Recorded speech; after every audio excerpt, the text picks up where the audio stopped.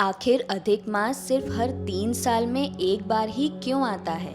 कैसे एक ऐसा महीना जिसे कभी अशुभ और त्यागा हुआ माना जाता था, वही आज भगवान विष्णु का सबसे प्रिय पुरुषोत्तम मास बन गया?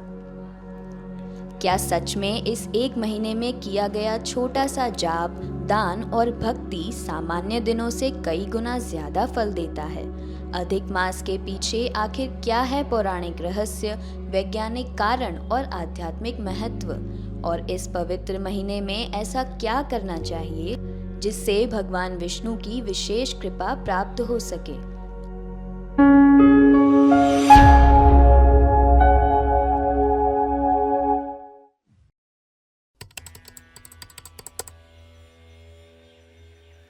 सबसे पहले समझते हैं कि अधिक मास आखिर होता क्या है। हिंदू पंचांग चंद्रमा की गति पर आधारित है, यानी हमारे महीने चंद्रमा के हिसाब से चलते हैं, लेकिन सूर्य और चंद्रमा की गति में थोड़ा अंतर होता है। इसी अंतर को बैलेंस करने के लिए लगभग हर 3 साल में एक एक्स्ट्रा महीना जोड़ दिया जाता है। उसी को अधिक मास कहा जाता है। अब सवाल आता है, इसे पुरुषोत्तम मास क्यों कहते हैं? पुरुषोत्तम भगवान विष्णु का एक नाम है। इस महीने को भगवान विष्णु को समर्पित माना गया है। इस पूरे महीने में जप, भक्ति, ध्यान और सेवा करने से विशेष पुण्य प्राप्त होता है। यह महीना केवल धार्मिक नियमों का नहीं, बल्कि आत्मा की शुद्धि और ईश्वर से जुड़ने का समय माना जाता है। अब इसे आसान भाषा में समझते हैं। हमारी पृथ्वी सूर्य के चारों ओर घूमती है, जिससे एक साल 365 दिनों का होता है। लेकिन हिंदू चंद्र कैलेंडर में एक महीना चंद्रमा के हिसाब से लगभग 29.5 दिनों का होता है। इस तरह 12 चंद्र महीने मिलाकर लगभग 354 दिन बनते हैं, यानी हर साल लगभग 11 दिनों का अंतर रह जाता है।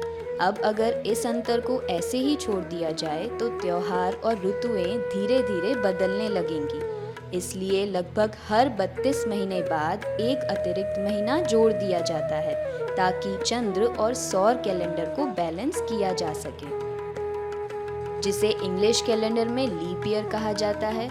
जैसे इंग्लिश कैलेंडर में हर 4 साल बाद एक एक्स्ट्रा डे आता है, वैसे ही हिंदू पंचांग में भी एक एक्स्ट्रा मंथ जोड़ दिया जाता है। यही अधिक मास है।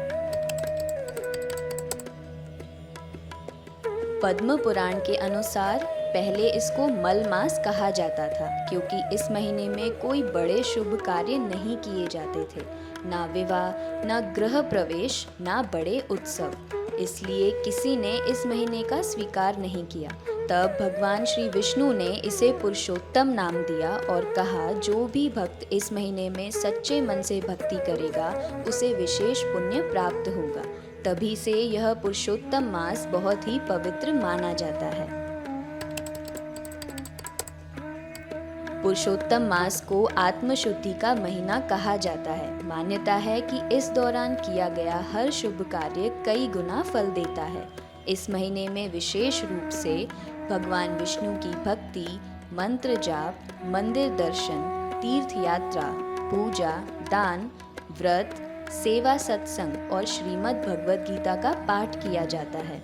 कई लोग पूरे महीने ओम नमो भगवते वासुदेवाय का जाप करते हैं। कुछ लोग विष्णु सहस्त्र नाम का पाठ करते हैं, तो कुछ भक्त रोज श्रीमद् भगवद गीता का पाठ करते हैं।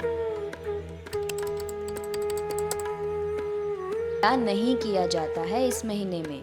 परंपराओं के अनुसार इस दौरान विवाह, गृह प्रवेश, नए बड़े उत्सव टालने की सलाह दी जाती है। इसका मतलब अशुभता नहीं, बल्कि थोड़ा रुककर, दिखावे से दूर होकर अपने मन और भक्ति से जुड़ने का समय है।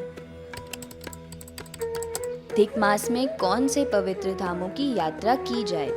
द्वारकाधीश मंदिर, बद्रीनाथ धाम, श्री जगन्नाथ मंदिर, खाटू श्याम जी मंदिर, तिरुपति बालाजी मंदिर, बांके बिहारी मंदिर और प्रेम मंदिर। अगर आप भी इस पवित्र महीने में तीर्थ यात्रा करना चाहते हैं तो आप आसानी से yatraधाम.org से कर सकते हैं। पुरुषोत्तम मास केवल कैलेंडर का एक अतिरिक्त महीना नहीं है, यह एक अवसर है रुकने का, अपने भीतर झांकने का और भगवान से जुड़ने का। यह महीना सिर्फ धन, सफलता और भाग दौड़ का नहीं, बल्कि सच्ची भक्ति, सुख, शांति और संतोष का है। अगर आपको ये वीडियो पसंद आया हो तो वीडियो को लाइक करें, शेयर करें और यात्राधाम.org को सब्सक्राइब ज़रूर करें। धन्यवाद।